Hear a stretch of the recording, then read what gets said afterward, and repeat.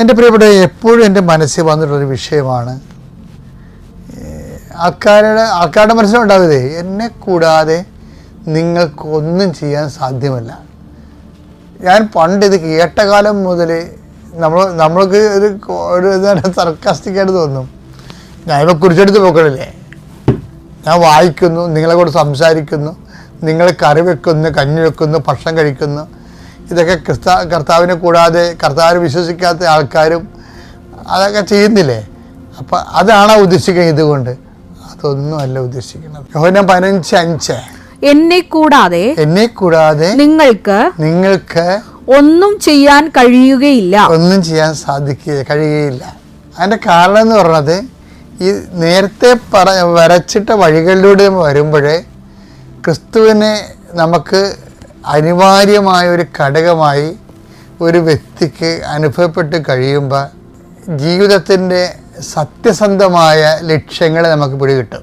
നമുക്കുള്ളൊരു കുഴപ്പം, ജീവിതത്തിന് പലപ്പോഴും ഫാൾസായിട്ട് ലക്ഷ്യങ്ങളുണ്ട്. ഒരു വിഷയത്തെ ദൈവം സീൽ ചെയ്യുമ്പോഴാണ് അത് സത്യസന്ധമാകുന്നത്. കാര്യം ഈ ലോകത്തിൻ്റെ ഏറ്റവും വലിയ പ്രശ്നം സത്യത്തെ നമുക്ക് കിട്ടത്തില്ലെന്നുള്ളതാണ്.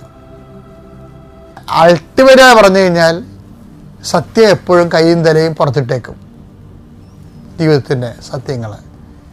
അതുകൊണ്ട് സത്യം എന്നുള്ള വിഷയത്തിലെ ക്രിസ്തു എപ്പോഴും മുറുകെ പിടിക്കും. എന്നൊരു ഈശോ പറയും, ഐ ആം ദി ട്രൂത്ത്. അങ്ങനെ വേറെ ആരും, ക്രിസ്തു അല്ലാതെ ആരും പറഞ്ഞിട്ടില്ല.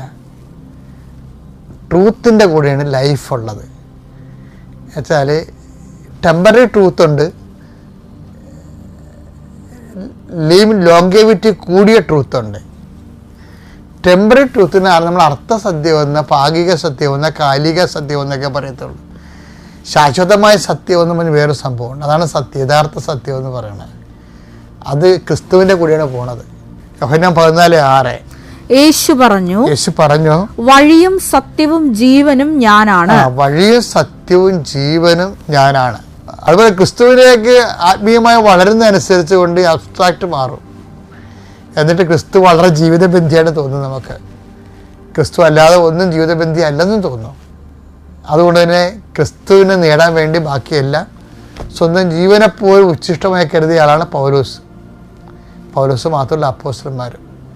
ഇപ്പം എന്തെങ്കിലും നഷ്ടപ്പെടാൻ പോകുന്നുണ്ടെങ്കിൽ, വ്യക്തികളായാലും വസ്തുതകളായാലും വസ്തുക്കളായാലും, അത് ക്രിസ്തുവിനേക്കാൾ വലുതല്ലെന്ന് അനുഭവിക്കാൻ കഴിഞ്ഞാൽ നമുക്ക് അതിജീവിക്കാൻ കഴിയും. കർത്താവ് നിങ്ങളെ അനുഗ്രഹിക്കട്ടെ.